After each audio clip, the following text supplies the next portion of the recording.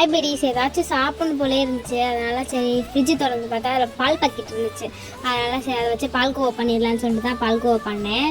நான் எக்ஸ்பெக்ட் பண்ணவே இல்லை இப்படி வந்து இவ்வளோ டேஸ்ட்டாக வரும்னு. ஸோ வாங்க எப்படி பண்ணுறதுன்னு பார்க்கலாம். நீங்களும் ட்ரை பண்ணி பாருங்கள். செம்மையாக இருந்துச்சு. சிம்பிள் தான், ஆனால் டேஸ்ட்டு பார்த்தீங்கன்னா அம்புட்டு ருசியாக இருந்துச்சு. வாங்க எப்படி பண்ணுறதுன்னு பார்க்கலாம். ஃபஸ்ட்டு வந்து பேன் வச்சுக்கோங்க. பால் ஊற்றி நல்லா வந்து காய்ச்சுங்க. நல்லா காய்ச்சி கொதிஞ்சு வந்துட்டு லைட்டாக சுண்டணும். நல்லா சுண்டி வந்ததுக்கப்புறம் 1/2 ஸ்பூன் லெமன் எடுத்துருக்கேன். அதையும் ஊற்றி நல்லா வந்து கொதிக்க வைங்க. நல்லா வந்து சுண்ட வைங்க. அது தண்ணியை வடிக்காமல் அதிலே நல்லா சுண்டினா தான் பால்கோவா டேஸ்ட்டாக இருக்கும்.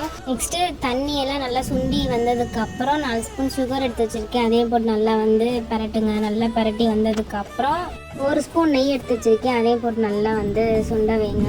அது நல்லா வற்றி தண்ணியெல்லாம் இல்லாமல் சுத்தமாக இல்லாமல் நல்லா வற்றி வந்ததுக்கப்புறம் நான் வந்து ஒரு பீங்கான் பவுலில் வந்து மாற்றி வச்சுருக்கேன். அதே மாதிரி நீங்களும் அதை மாற்றி ஒரு 2 ஹவர்ஸ் விட்டுருங்க. ரெஸ்ட்டில் விட்டிங்கன்னா ஷேப் வரும்னு சொல்கிறாங்க. இப்போ நான் இப்போ கிண்ணத்தில் போடுறதுனால எனக்கு ஷேப் வரல. நீங்கள் டம்ளரில் அந்த மாதிரி போட்டிங்கன்னா வந்து ஷேப் வந்துடும். ஸோ நான் இந்த மாதிரி குட்டி பவுலாக இருக்கனால எனக்கு ஷேப் வரல கட் பண்ணப்போ. நீங்கள் வந்து ரெஸ்ட்டில் ஒரு 2 ஹவர்ஸ் விட்டுருங்கன்னா 2 ஹவர்ஸ்க்கு அப்புறம் சாப்பிட்டு பாருங்கள். சூப்பராக இருந்துச்சு டேஸ்ட்டு. நிஜமாகவே செம்மையாக இருந்துச்சு. நெக்ஸ்ட் வீடியோவில் பார்ப்போம். பாய்.